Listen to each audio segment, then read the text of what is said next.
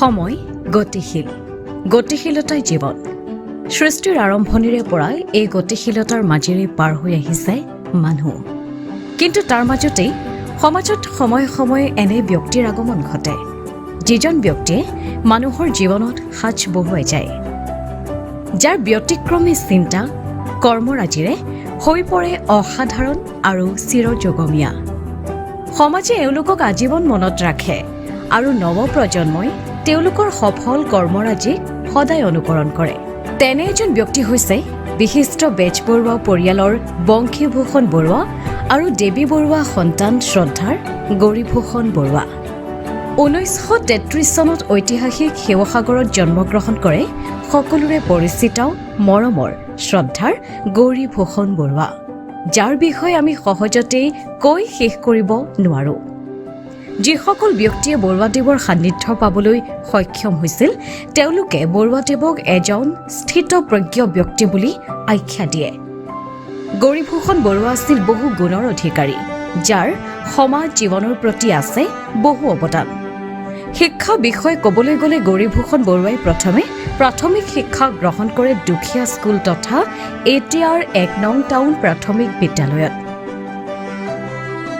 ইয়াৰ পাছত হাইস্কুলীয়া শিক্ষা গ্ৰহণ কৰে বেজবৰুৱাৰ উচ্চতৰ মাধ্যমিক বিদ্যালয়ত আনহাতে গৌৰীভূষণ বৰুৱাই এই অঞ্চলৰ প্ৰথমজন ব্যক্তি যিজনে বাণিজ্য শাখাত গুৱাহাটী বিশ্ববিদ্যালয়ৰ পৰা এম.কম ডিগ্ৰী সুখ্যাতিৰে অৰ্জন কৰে তেখেতৰ দক্ষতাৰ উমান পাই নাগালেণ্ডৰ নতুনকৈ স্থাপিত ফজল আলী কলেজৰ শিক্ষাৰ মানদণ্ড উন্নীতকৰণৰ বাবে আৰু লগতে প্ৰশাসনিক সংস্কাৰৰ বাবে গৌৰীভূষণ বৰুৱাদেৱক আমন্ত্ৰণ জনোৱা হয় আমন্ত্ৰণ ৰক্ষা কৰি কেইবছৰমান তাতেই শিক্ষকতাৰ দৰে গুৰুদায়িত্ব পালন কৰাৰ পাছত কলেজখনৰ শিক্ষাৰ স্তৰ এক উচ্চ পৰ্যায়লৈ কঢ়িয়াই আনে বৰুৱাদেৱে আৰু তাতেই কেইবছৰমান অধ্যাপকৰ দায়িত্ব পালন কৰাৰ পাছত 1961 চনত পুনৰ গৃহজিলা শিৱসাগৰলৈ ঘূৰি আহে শিৱসাগৰলৈ ঘূৰি আহি দুটা কাম হাতত লয় তাৰে এটা হৈছে নিজকে এজন টেক্স কনচাল্টৰ হিচাপে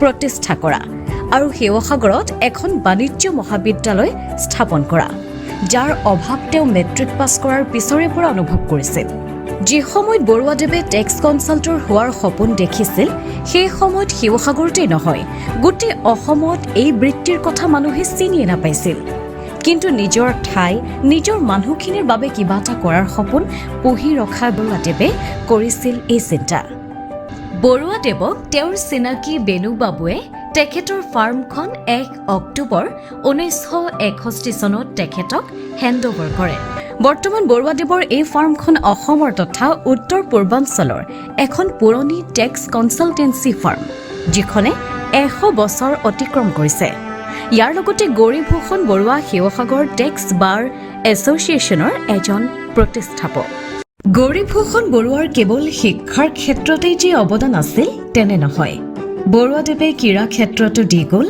বহু অৱদান যিসমূহ অতুলনীয় তেখেত এজন খেলুৱৈ হোৱাৰ লগতে এজন সফল ক্ৰীড়া সংগঠক এজন ক্ৰীড়াৰ সংগঠক হিচাপে ক্ৰীড়া ক্ষেত্ৰৰ উন্নতিৰ হকে নিৰলস প্ৰচেষ্টা চলাইছিল বৰুৱাদেৱে শিৱসাগৰ ক্ৰীড়া সন্থাৰ 3ৰ পৰা 4টাকৈ টাম সম্পাদক হিচাপে দায়িত্ব থকাৰ সময়ত ফুটবল ভলীবল হকী বেডমিণ্টন আদি খেলৰ জৰিয়তে উঠি অহা যুৱ খেলুৱৈসকলৰ শাৰীৰিক আৰু মানসিক বিকাশৰ লগতে ভৱিষ্যত নিৰ্মাণতো ব্যস্ত হৈ পৰিছিল গৌৰীভূষণ বৰুৱা গৌৰীভূষণ বৰুৱাই 2টা দশক ক্ৰীড়া সন্থাৰ সৈতে জড়িত থাকি অহৰহ ক্ৰীড়াৰ উন্নয়নৰ বাবে কাম কৰি গৈছিল তেখেতৰ প্ৰচেষ্টাত সেই সময়ত জিলাখন ক্ৰীড়াৰ ক্ষেত্ৰত ইমান আগবাঢ়ি যায় যে সেই সময়ছোৱাক শিৱসাগৰ জিলাৰ ক্ৰীড়াৰ ক্ষেত্ৰত সোণালী যুগ বুলি অভিহিত কৰা হয় যোগাত্মক চিন্তাধাৰাৰ ব্যক্তি আছিল গৌৰীভূষণ বৰুৱাদেৱ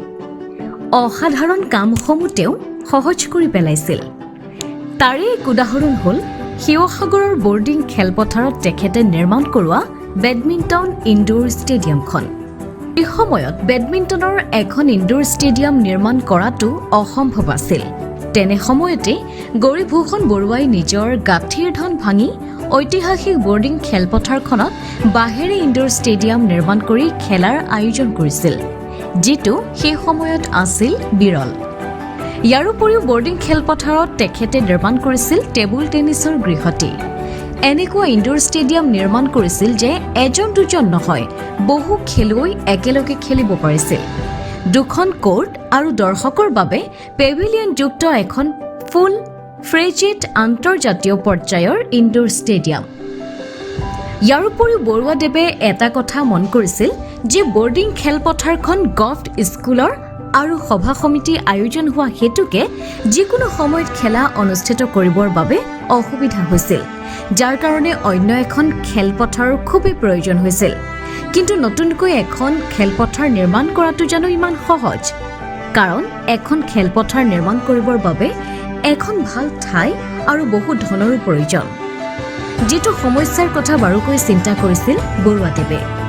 তথাপিও পিছ নহকি বৰুৱাদেৱে নিজৰ নেতৃত্বত গাঁঠিৰ ধনভাঙি নগৰৰ কাষত নিৰ্মাণ কৰিছিল পিয়লি ফুকন ষ্টেডিয়াম, যিটো বৰুৱাদেৱৰ ক্ৰীড়া ক্ষেত্ৰখনলৈ এক উল্লেখনীয় অৱদান।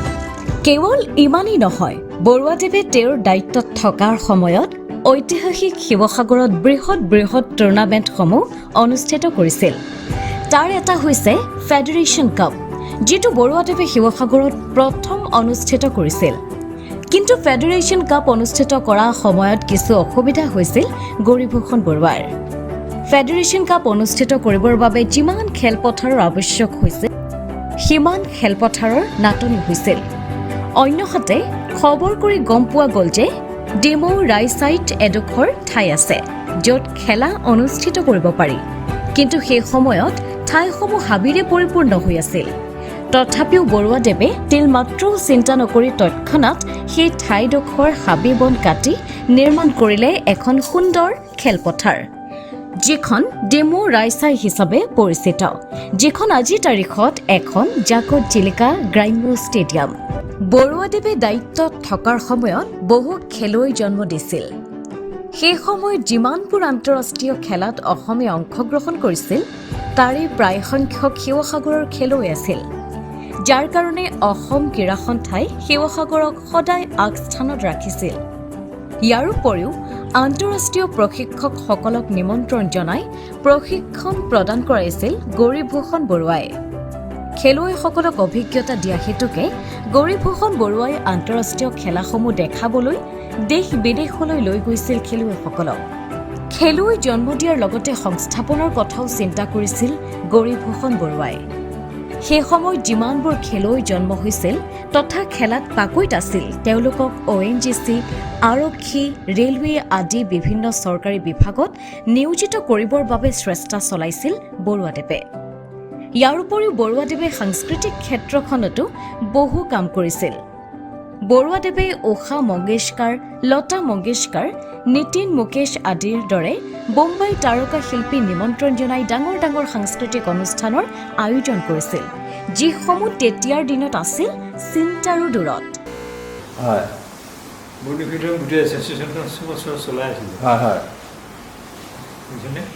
বহুত খেলা পাতিলোঁ, বহুত ধৰি আহিলোঁ।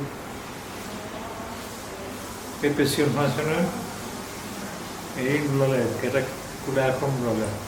খেলবিলাক কি পাতিছিলে আপোনালোকে? খেলবিলাক ইণ্টাৰ ডিষ্ট্ৰিক্ট, বাহিৰৰ পৰা মানুহ ধৰি অনা, বহুত ধৰণৰ খেলা। ষ্টেডিয়াম ডাঙৰকৈ বনাইছিলে বোলে আপোনালোকে? ডাঙৰকৈ? অঁ, এতিয়া ইণ্ডাষ্ট্ৰি মিটাৰ আছে, সেইটো মোৰ এইটো বৰিগুলত যে আছে যে? আছে নে? আছে আপোনাৰ দিনত এইটো? অঁ, সেইটো মই সজাম সম্পূৰ্ণ ইণ্ডাষ্ট্ৰি সেইটো মোৰ পইচা আছে বহুতখিনি কালেকশ্যন।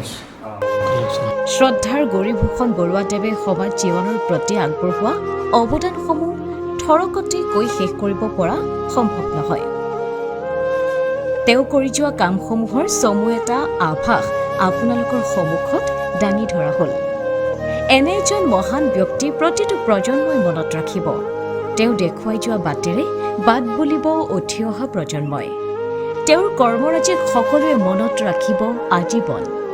এইজন মহান ব্যক্তিক আমি আজি শ্ৰদ্ধাৰে সোঁৱৰিছোঁ। তেওঁৰ বিদেশী আত্মাৰ সদ্গতি কামনা কৰিছোঁ। তেওঁ য'তেই থাকক নেদেখাজনে শান্তিত ৰাখক।